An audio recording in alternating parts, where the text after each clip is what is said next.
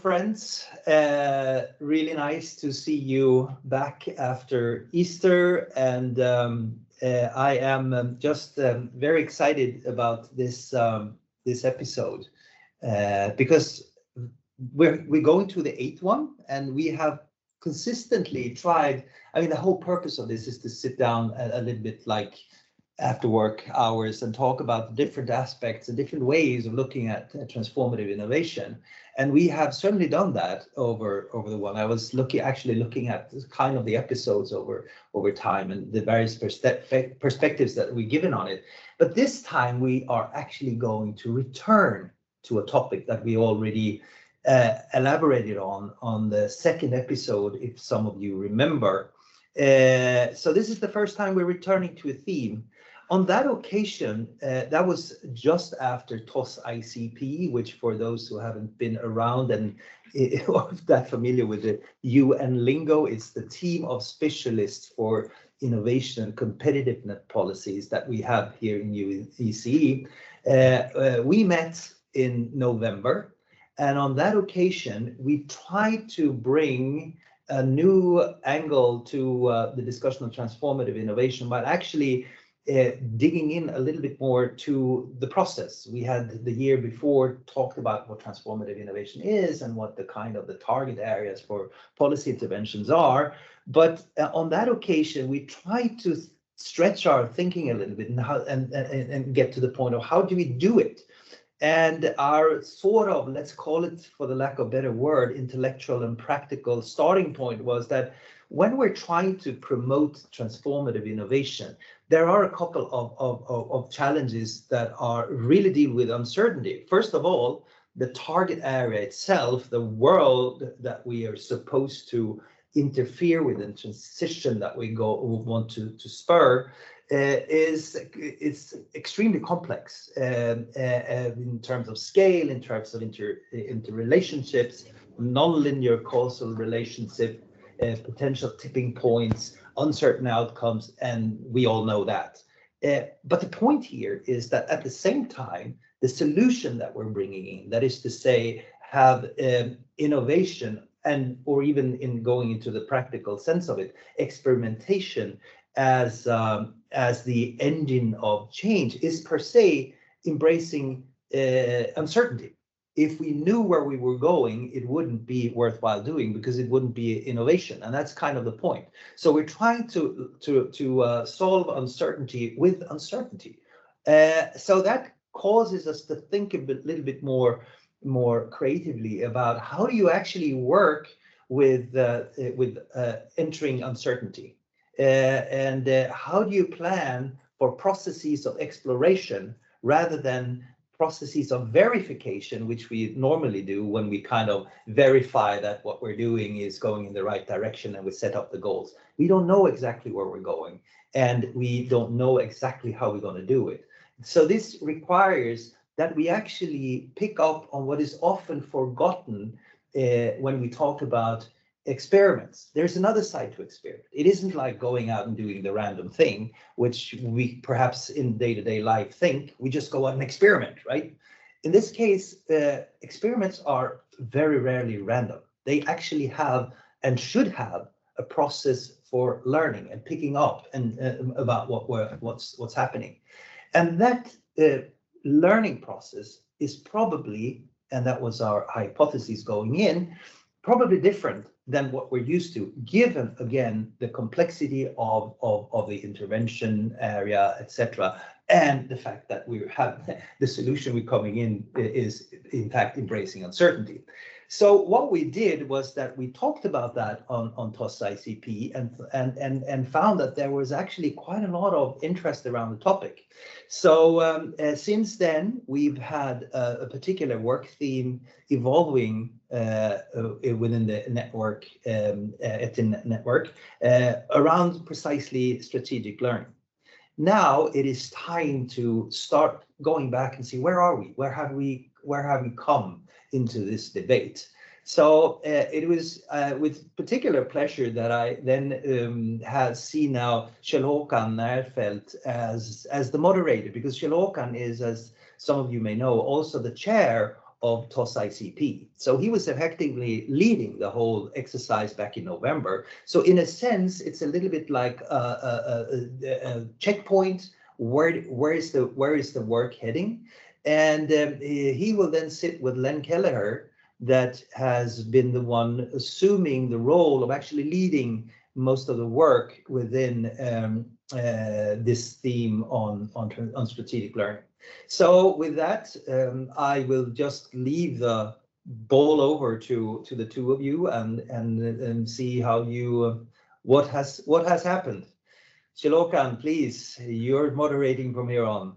Thanks for inviting me to moderate, and you made almost my introduction, but I will still make it. I would like to frame it, but and thanks for reminding that we had this kind of discussion both in the TOS ICP and at the second live podcast. And I remember, to me, that topic when we had that on the second live podcast, it was for me like we're talking about dark matter. You know, everyone knows it exists around us. It is important to system change, but nobody seems to be able to grasp it or make it visible. So let's see if me and Len can make the dark matter less dark and more tangible. And if not, we will continue with these episodes on strategic learning one again later on. But before I get into the framing, I'm only a layman in this topic, but I have this Len as an expert here, so helping me uncover this dark matter, this topic. So over to you, Len. Make a short introduction to yourself. Hi, everybody. Thanks, Kjell. My name is Len Kelleher.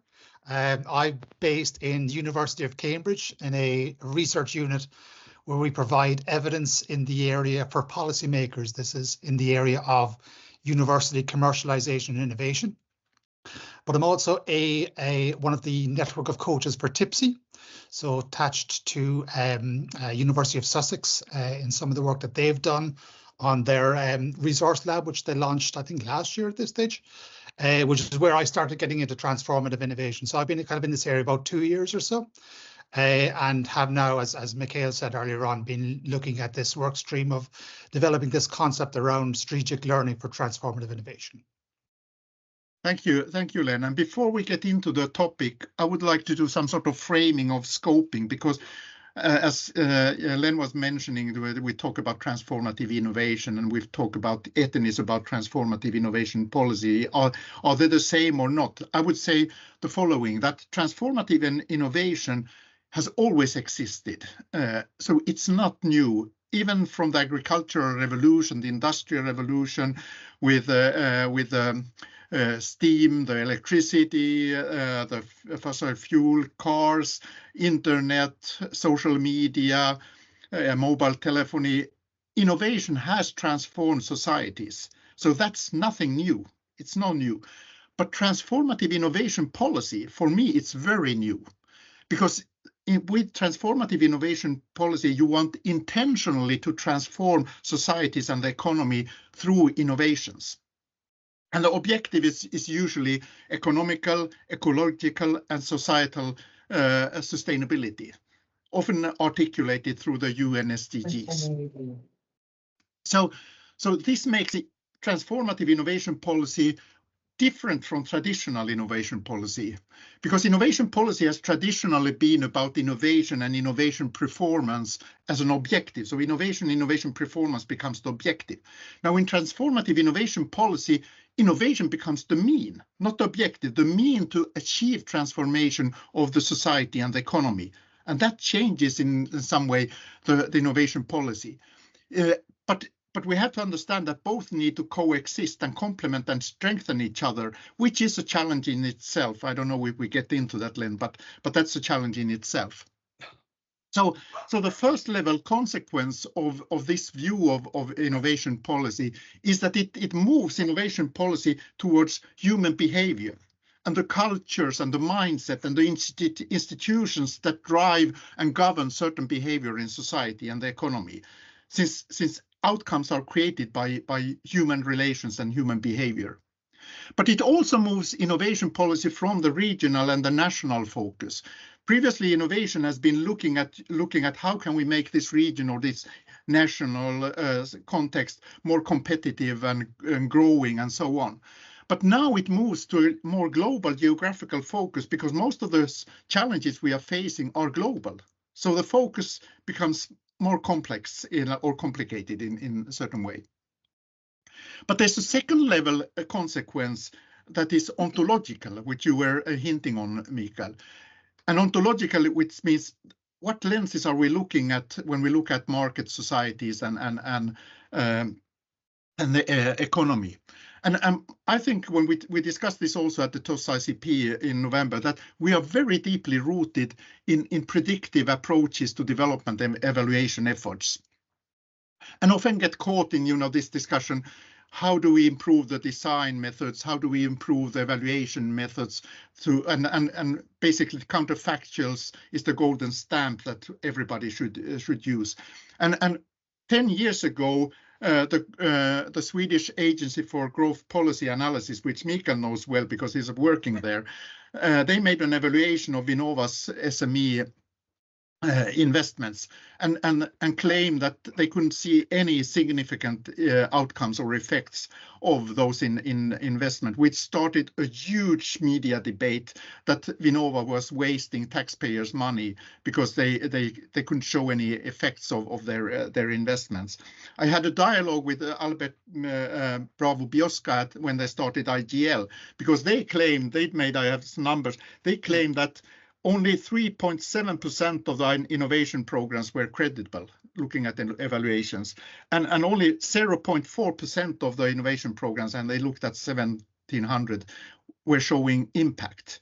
And I was trying to debate with Albert and with the growth policy agencies that, is this correct? Shouldn't you look at the way you evaluate, the way we design, because the problem might be there. And also the growth policy agency got an assignment from the government in Sweden to look into why this was the case, and they came up with a report that said that for example VINNOVA the problem is their selection processes. They need to selection criteria and selection processes is the really key to this defect in their operations. And I replied to that by claiming that, okay, we have to learn from the best VC capitalist and Sand Hill Road in California, and sent them a report from the National Bureau of Economic Research that had recently looked at the ability of the venture capitalists to pick out winners. Looking at their correlation between their selection process, the first selection process, and the outcome. And it was like chimpanzees throwing arrows. There was no correlation between their selection and the outcomes. And I said, okay, we have to learn from them. So in my view, the reason for all this is that we are currently using lenses of complicated system, which what much of the intervention logic and evaluation is today based on. However, when relationships and human behavior determines outcomes, the focus moves innovation policy from complicated system to complex adaptive system and completely new ways of working, new tools, new strategic approaches. So this is like the second level ontological kind of consequence. My view is that we try to capture this in what we call the third generation innovation policies, which in my view is transformative innovation policy. The main components and properties of this innovation policy is the following. Previously, the rationale for interventions have been market and systemic failure. In transformative innovation policy, governments must proactively engage in setting and driving the directionality the society should take. And the implications of that is that transformative innovation must address how to set direction, how to mobilize actors in the right direction, in this desired direction, how to phase out harmful technologies, harmful products, harmful practices, policies, power structures that keeps us in the wrong direction. How to stimulate and drive demand that supports the desired directionality, and how to make the right institutional changes that support and drive the desired directionality. And since we are faced with complex adaptive systems, which are characterized by genuine uncertainty, nobody knows what will work and not work in beforehand. Hence, predictive planning, which we are usually doing, does not work. So we have to manage a future that we cannot predict. Now, I'm very interested, I know Len is also interested in entrepreneurial aspects. And if we take experience from entrepreneurial discovery, which is about managing and creating future that you cannot predict, we co-create an experiment on all levels. We coordinate activities and resources, resource utilization to scale. And we are together the co-pilots in our journey towards the future we are creating day by day together. And experiments without intentional or unintentional learning have little value, which makes learning a key element of transformative innovation policy. However, application, design, and monitoring of experiments and the sense making and dissemination of the results of these experiments are, in my view, the core and context of exploring the theme strategic learning. So, Len, this long kind of framing, do you want to comment or add something before we throw ourselves into the topic of strategic learning? I think that's a really good framing, Kjell. Just thinking about a couple of the points you've made, without getting dramatically into the concept of strategic learning, which we'll do in a second, I was interested in your comment about how you reconcile new ways of working with this new framing that we have in mind, this transformative innovation framing, and old ways that we're working. When we get into it in a little bit more detail, and I start defining some of the terms that we're focusing on for our concepts here, we're going to be taking a look at the area of dynamic capabilities. So one thing I'm going to stress is that we're not, for this concept of strategic learning for transformative innovation, we're not just looking at, say, a tool or a best practice that can solve all our problems all in one go. What we're actually looking for are complex combinations of things, and there are implications for that. When I'm talking about complex combination, I'm talking about complex combinations of specific capabilities, and the implications for that, which again I'll talk about in a second, are that to be able to do strategic learning looks like it's going to use capabilities that are much more valuable, much more difficult to imitate and substitute than other capabilities that we're more used to, the more tools-based approaches that we're used to. So it's going to be interesting to see how these can, not only how we can find out how people do these things, but how we can disseminate this knowledge so that it can be used in different contexts. I think that'll be a key question. And I think the framing, which I wanted to say with the different levels, that, for example, today I don't see that politicians or evaluators or designers are looking in the way we look at ourselves. Like, it really implies this kind of double or triple loop learning, which I think you will come back to, which will be very important, which I find we don't do this. That's the dialogue I had with in Sweden and with IGL and Nest IGL. We need this kind of double and triple loop learning, but you will come back to that. Also, going back to the topic of strategic learning, since I'm a strategic advisor also, I work a lot with strategic issues in innovation policy, and strategies for me in a day-to-day situation is very similar to the military concept. So it's about resource allocation. We get budgets, we get resources. How do you allocate them to reach these kind of long-term sustainability goals? And how do I design interventions that take us towards this directionality, and really can strategic learning be something that helps us perform better, and what would strategic learning look like in that case? So Len, can you give us your view on the concept and describe how we could conceptualize it in the context of transformative innovation as I try to frame it? Sure. So I'm going to unpick a couple of the terms here, just so that we can unpack what we mean by the concept and then build back up to what we kind of have a formal definition of our concept, or a working definition of our concept in mind at the moment, just to let you know how we got to where we've got to so far. So let's take the term learning, for example. And again, with some of these terms, I'm going to point out how, say, some of the textbook definitions that you'll come across so far, they're not really enough for the purposes that we have in transformative innovation, and how we need to kind of bootstrap onto some of those to kind of fully capture what we mean and what's going to be useful for us in the context that we're involved in. So an example of that is learning. There's a textbook definition that I've come across, which is learning is a relatively permanent change in behavior, which occurs as a function of practice. Now, when we think about traditional innovation policy, so which might be called second generation innovation policy, innovation systems type policy, that kind of thing, that emphasizes a type of learning known as behavioral learning. So it's learning that you can see because you can see how people's behavior changes. And specifically, it's looking at learning processes like learning by doing, learning by using, and learning by interacting.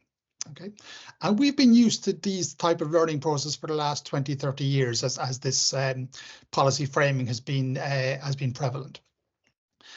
What transformative innovation brings as a new layer to that. So it's not getting rid of that learning is still essential, but on top of that, there's a new strata of learning which is required, which is more cognitive learning.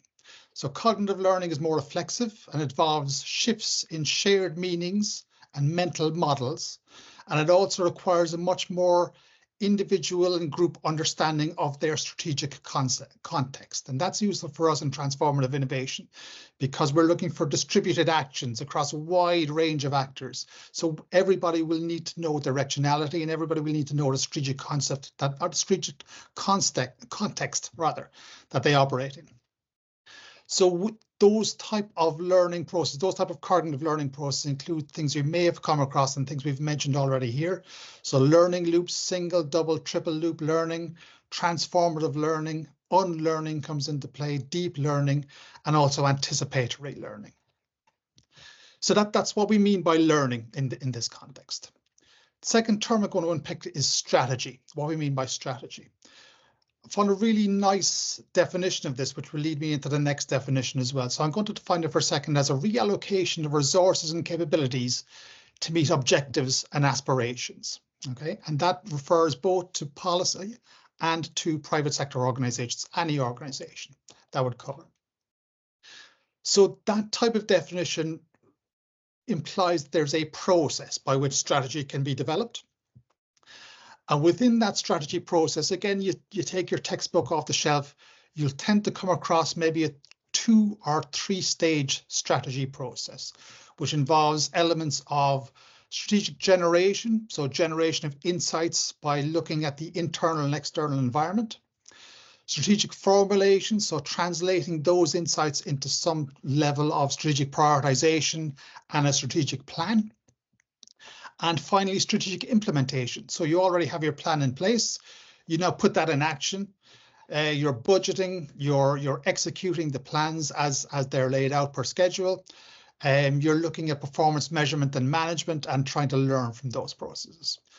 So those type of concepts have been in the private sector strategy management sphere for a long, long time.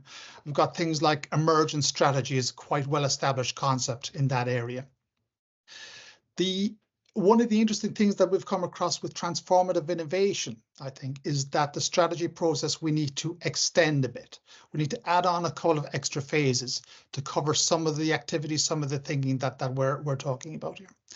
I've discovered maybe at least two more phases that we need to add on to that strategy process. The first is strategic orientation, which is all about thematic orientation and effective constitution of directionality. For businesses, it's about a business deciding what business it wants to be in, essentially. And that's kind of values-based. And there's an even earlier stage of a strategy process that we consider, which is strategic agenda setting. And I think this is where Bjorn Ola is sitting at the moment in terms of negotiating on the COP. We're looking at the overall specification of strategic direction and objectives for change. And that's very much at a political discourse level. So we've got this 5-stage strategy process. Not every stage of this process will be used by every organization, but it gives you an indication of some of the type of activities we're looking at within this. May I ask you just Sure. because when we go to policy, when you talk about these kind of things within a private organization or an organization, you are really looking at the resources. How do I utilize my capabilities within this organization in a competitive environment? Sure. Now, in the situation we are in as agencies and governments is that we use the resources to invest in others, so they will act in certain ways. Which is not only so we have ourselves to take to consider, but mainly to consider how do we use, for example, our budget, which we put in a competitive calls outside to others in order to support. So it really emphasizes another level of strategic thinking that. And can you comment on that, because this is much more about within their organization? Sure. So this is where a third term that I'm going to define comes in really, really useful. So within strategic management, there's a concept called dynamic capabilities, which has been around for about 25, 30 years.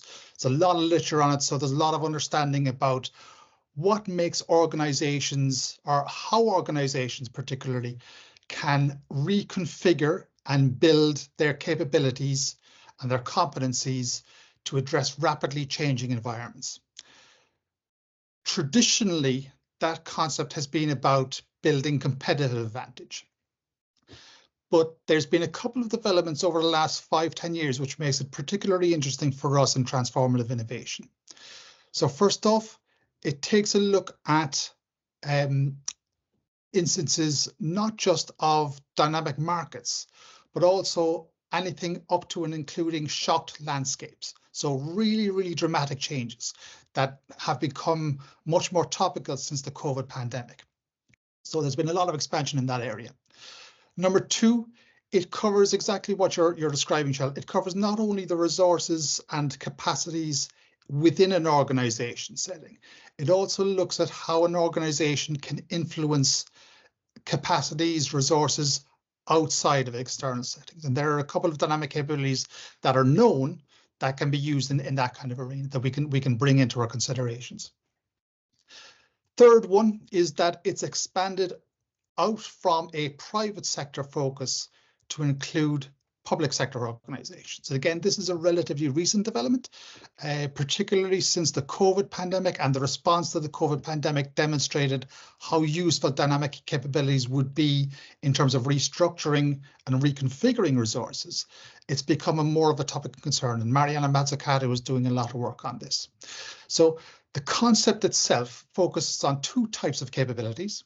Dynamic capabilities, as I've mentioned, abilities to integrate, build, reconfigure internal and external competencies to address rapidly changing environments.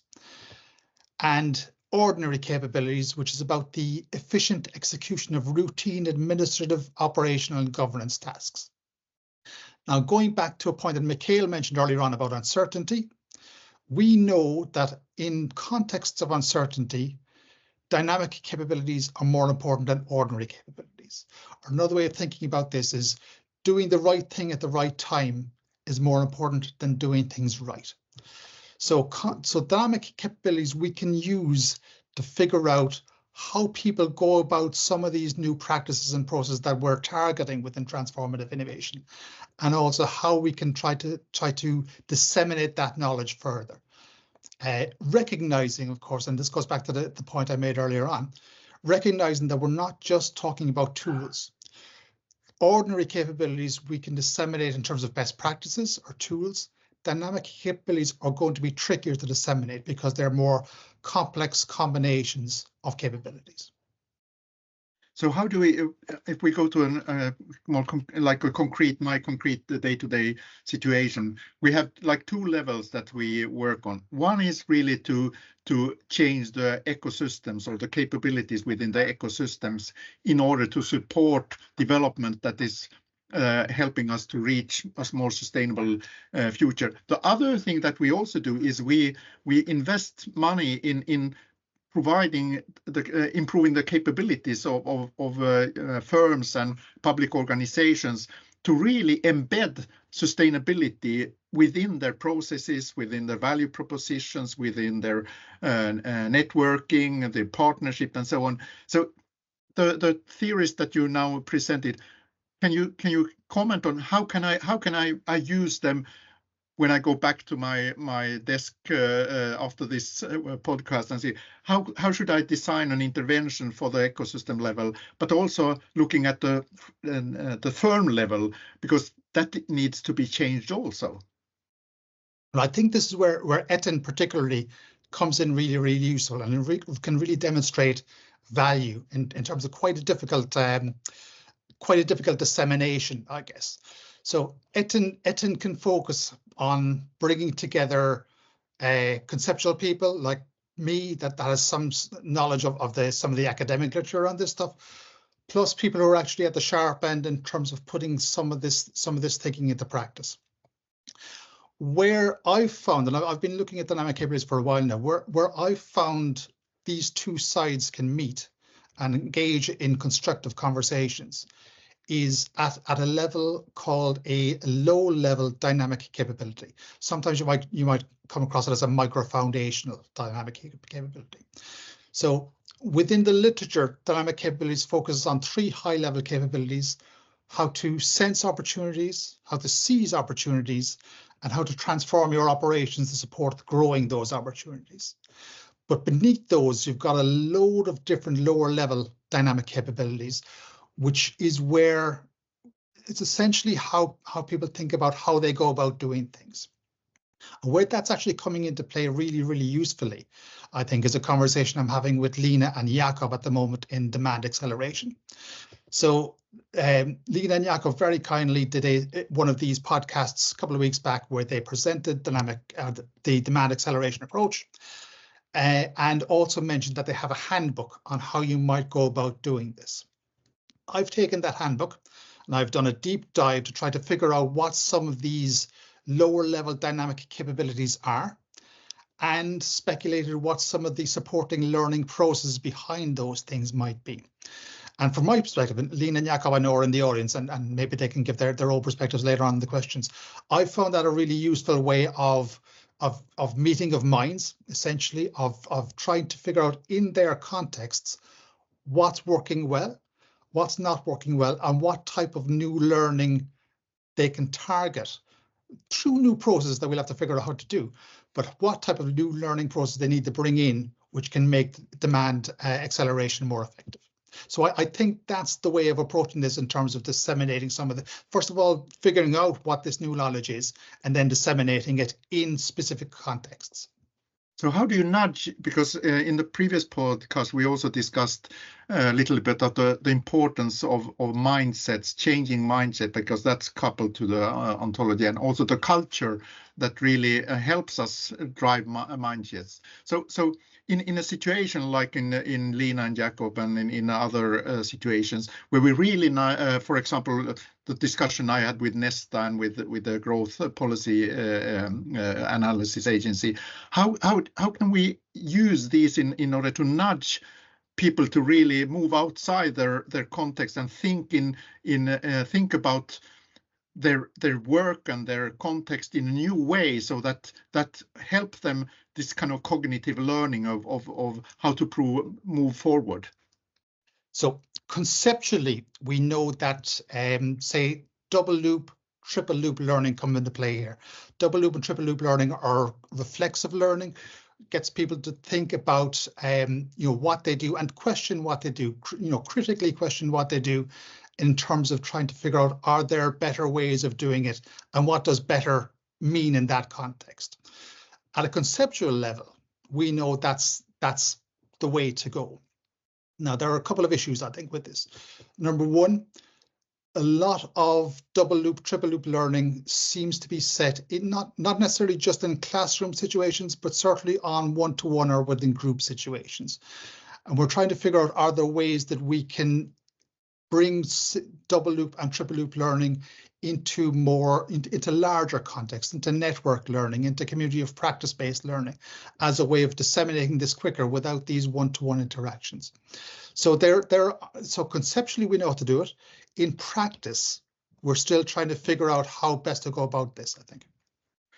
it is a way of introducing a new design, because I'm very intrigued in how should design methods for experimentation look like, and how can we inform what needs to be changed, and how can we interpret this kind of so can this kind by learning by doing, which was more on the behavioral learning, be also applied on this kind of cognitive learning? Because by the end of the day, we need to do activities, and how can we have these activities leverage the way we want to change, for example, culture, mindsets, and the way we look at ourselves and the things we want to achieve?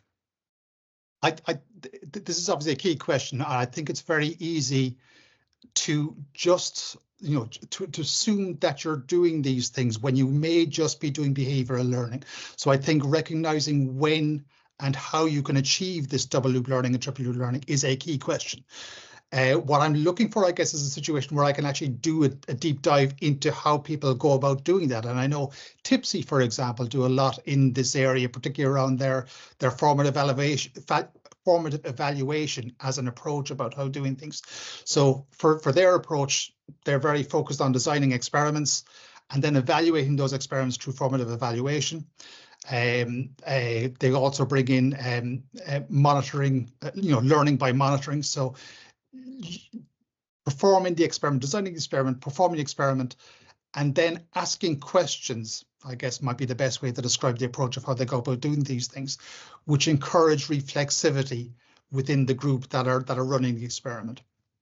And that's a bit of an art rather than a science.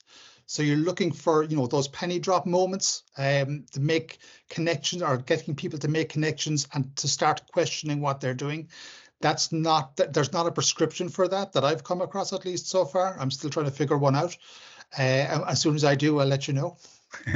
So we have to do this experimenting on all levels, as I mentioned. An observation: would it need a new kind of, with any kind of changes in society? There's always some new work positions or positions coming up. So would organizations need this kind of cognitive learning manager who really makes this kind of reflexive questions, and doing a little bit of what I felt Tipsy was doing when they were working with us at VINNOVA, to be the devil's advocate and always question everything, and so you get this kind of new positions in order to drive this kind of learning. Awesome. Yeah, Kjell Håkan. Yeah. Kjell Håkan. Yes. Why don't we? I mean, I'm sorry, I'm checking a little bit time here. Why don't we throw out that question to the participants here? What do they think? Do we need another kind of capability? I mean, it would be interesting to sort of get a little bit of their reactions on what I thought was. I mean, this has been a great conversation. I just wanted to sort of see if there are any spontaneous reactions on this.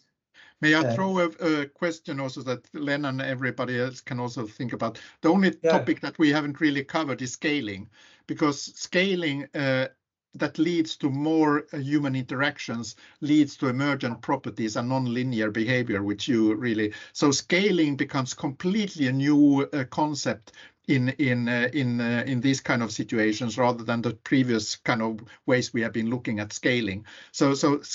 And that's a topic, the only topic that we, in my view, still haven't been touched upon. And if you can give a very short reflection on that, Len, and then we can throw out everything to the audience, and they can also come in with their comments and questions.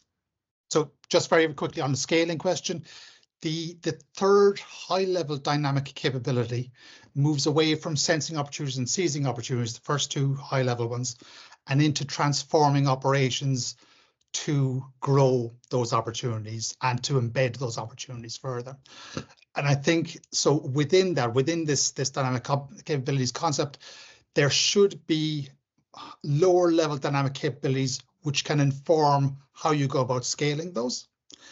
But because we've only started getting into and I'm talking about in the academic literature, because we've only started getting into dynamic capabilities in the public sector in the last couple of years, we're still very much at a high level, and we need more empirical explorations of how you actually go about that to identify those low-level capabilities.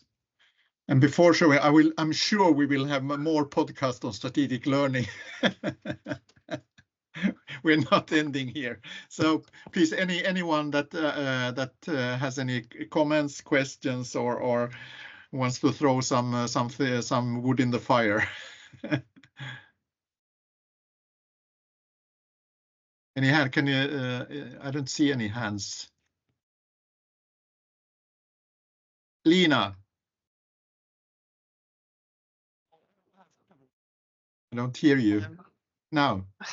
No, yes, I hope I've covered enough here. The Wi-Fi is a bit shaky, but thinking of this scaling up of the strategic learning, etc., and scaling from small groups to bigger groups, etc., to be able to create some kind of transformation. What change does that need to happen in order to make that happen, based on the way we normally disseminate things? We put reports on websites, we have seminars, and that's about it. I mean, with the ongoing AI revolution, I mean, shouldn't there be more opportunities to use that in order to scale strategic learning? What's your take on that? We've actually been thinking about this together, yourself and myself, Lena. We were looking for information about how you go about scaling demand acceleration. So I've done a quick dig around the literature to find what I can find in this area. Funnily enough, it didn't really get into AI from what I've seen so far, what I've seen out there in the literature in terms of an approach about how you can scale these things.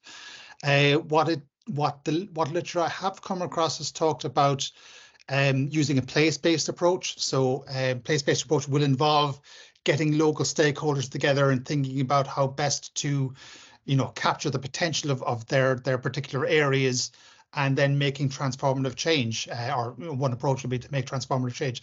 So that's one particular way of doing it. And I know we've spotted a paper that you can potentially bring double loop and triple loop learning into more of a network learning environment. So again, getting away from a classroom and getting more into disseminating things through networks as a possible approach. So there are a couple of things out there, a couple of threads out there that we can kind of grab onto, I think, in terms of figuring out what the best way of going about this might be.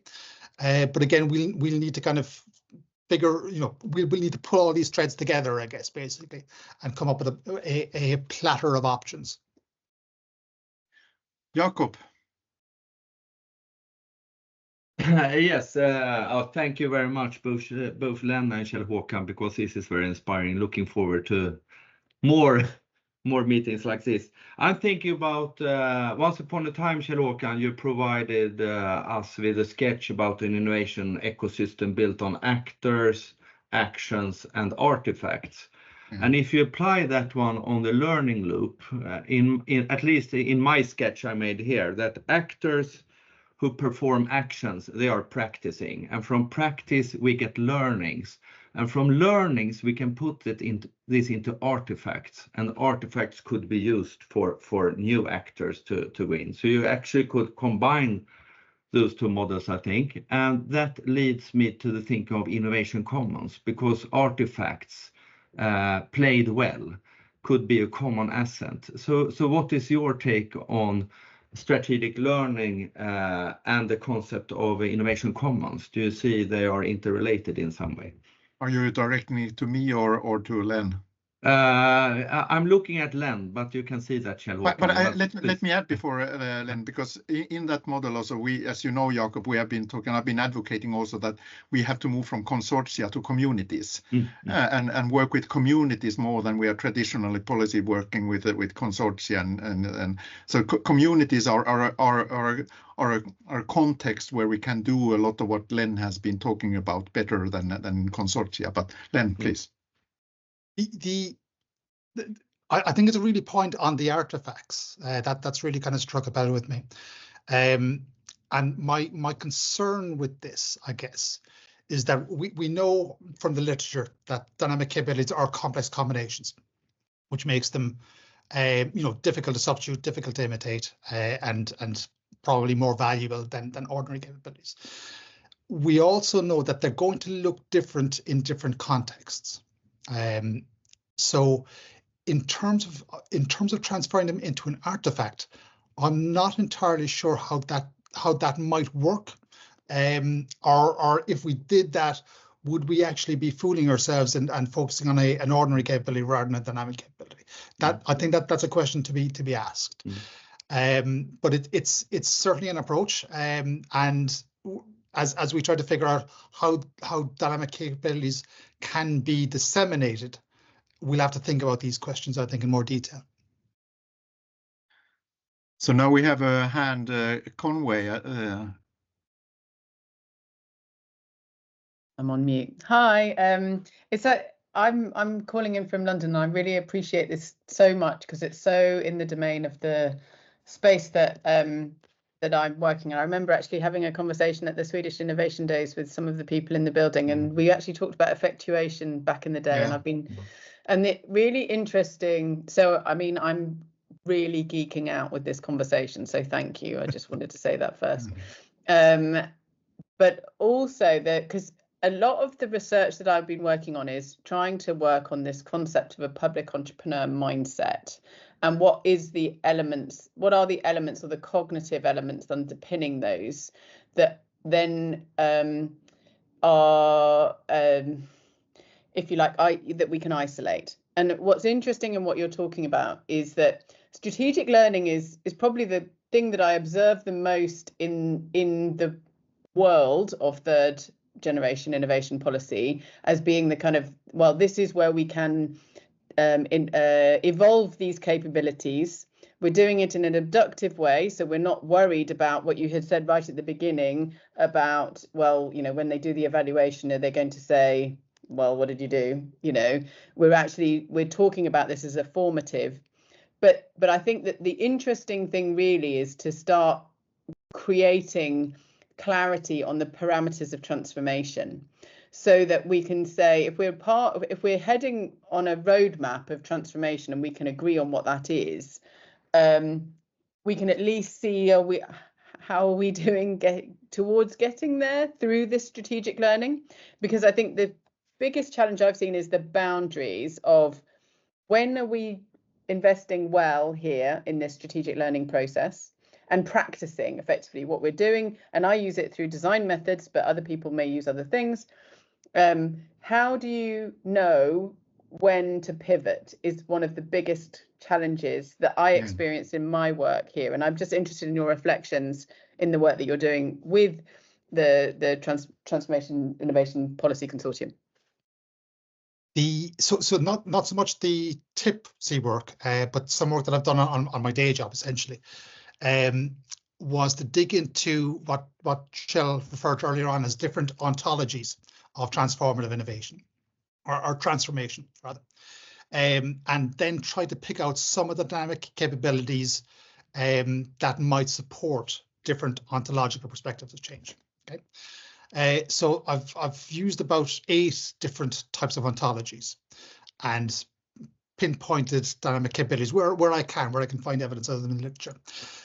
There's an ontology that we haven't covered today, a temporal ontology, which kind of assumes that change happens within networks, and these networks have temporal properties and certain capabilities you can use to to take account of time. And there are a couple of known dynamic capabilities which can come into play there. I think one specifically kind of hits the nail on the head for you for the context you're describing, which is basically about timing opportunities. Can't remember what it was called now, but there is some literature out there on that. I'm happy to share that with you later on if you're interested. But yeah, there are, again, I'm talking about these threads that are out there that we can put together. There are these threads there. I've seen some of them through this work. A lot of the work that's out there is quite conceptual rather than practical, but at least it gives you an early indication of some of the things we can think about and how we might approach some of these issues. I would also add to that, and I think Olivia wants to get into the gaming soon, but I think there's still a lot of this kind of management by objectives thinking in policy and governments, and that in some way comes also with the missions. Measurability is so important in the management of objectives kind of culture. And I was listening to somebody some time ago which said something very sensible for this transformative. We should move from management by objectives and measurability. It's much more important to understand understandability, so that we collectively understand where we are going and that we know the speed and direction that we are taking in systems or communities or societies. And that's a bit different from the classical, management by objective and measurability kind of thinking that we are so governed by today. I don't know if anyone wants to very shortly comment, and we leave the floor to Olivia to play with us.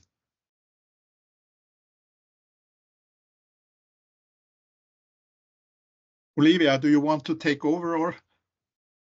Yes, of course. Of course. Yes. Which microphone? Okay, great. Okay, now to the fun stuff, the game segment. So those of you who have visited our Innovation Circle episodes before, you may already be familiar with it. I'll provide a brief overview. So the game is called 2 Lies and 1 Truth. So in this case, both our expert Len and the moderator Kjell Håkan, they've sent in 3 statements, and now it's up to the participants to guess with us which of the statements could be true. Now in experience, we've had a lot of creative statements, so the bar is set very high, and I'll ask Irion to we're lowering the bar. We're lowering to a manageable level, exactly. So yeah, these are the statements that Len provided. The first one, I have fought a scorpion using a waste paper basket and a sock. The second one, I have spent a night in jail for trying to install a contraceptive vending machine in university. And the third, a tank once pointed its gun at me and I was unsure if it would fire. So I think the bar has been raised again. I invite everyone to please go ahead and vote which you think is the right response. And now it's head-on-head between the first and the second statement. Seems like it's a split opinion. The third one doesn't seem as likely, Len, so still voting.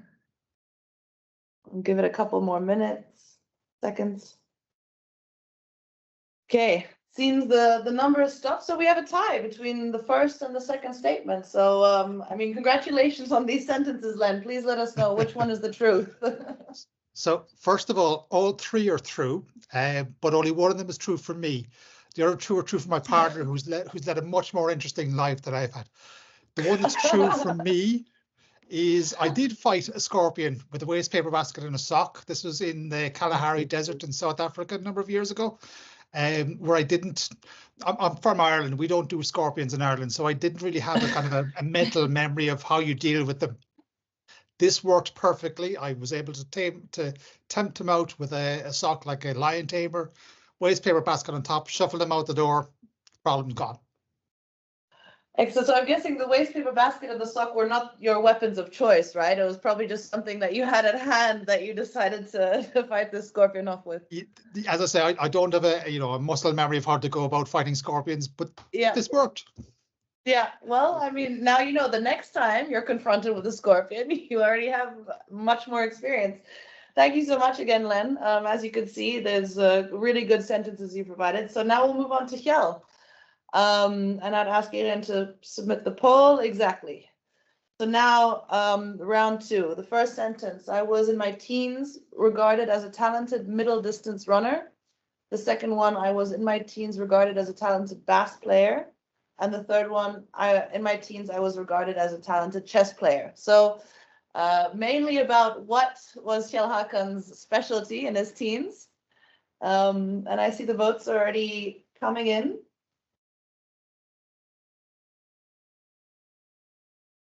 It seems, yeah, the third one is not as popular as the first 2. And it seems that the votes have stopped. So Kjell Håkan, please let us know which of the 2 is right, which of the 3. The one I was talented. I was regarded as a talented bass player when I do a lot of. I'm an endorphin addict, so I do a lot of running and exercising, but not in competitiveness, in competitive context. And I also basically I did a lot of chess and especially Go in my teens, but nothing in a competitive environment. But bass I've been playing in dance bands, in progressive bands, in rock bands, and during my university, it was like it was always fun to play during university because it was like Beatlemania when you were on stage. Excellent. So you're still playing the bass on a regular basis? Yeah, I had many years of it was laying around, but I never sold it. Also, but when I got a bit older now, I picked it up again, and now it's one of my favorite things to relax with. Excellent. I mean, in that case, our introductory tune of the Innovation Circle podcast also has sort of a bass line. So maybe we could think about a special concert for us, Kjell Håkan. Yeah. Keep that in mind. We'd love to hear it. Yeah, and it's turning out that given that Lena's past experiences, we're sort of getting into a pretty serious Etin performance at some point. Etin band. Etin band. I mean, Jesus. So yeah, we're closing into the hour, and again, very inspiring to listening to what we've heard, and to me, it really shows the importance of also sometimes going back to previous episodes and previous themes and see, because on the one hand, it's quite remarkable what has happened since our conversation in November. Since I was moderating that occasion, I really don't want to go back to that episode because we were all over the place. Here we found something that is increasingly tangible, and now the next step is obviously to bring in the how do you do it, and have the reflections from people that are actually living the experience. It's still conceptual, but we're getting there, and I think this could be really a contribution. Also, I personally, I really like the way that we also see how the different work streams that we're working or having the task forces that we're having within Etin is actually connected, as they are in reality. I mean, what we do when we do podcasts is that we sort of do this the distinction between things, and we do a conceptual framing where in fact this interacts, and finally we're sort of even getting into that. So with that said, thank you so much. I just wanted to flag for then the next episode in 2 weeks, although that's going to be on a Wednesday. Not the reason why we had it today was actually that it's a holiday, or a UN holiday tomorrow, so it's actually we're closed.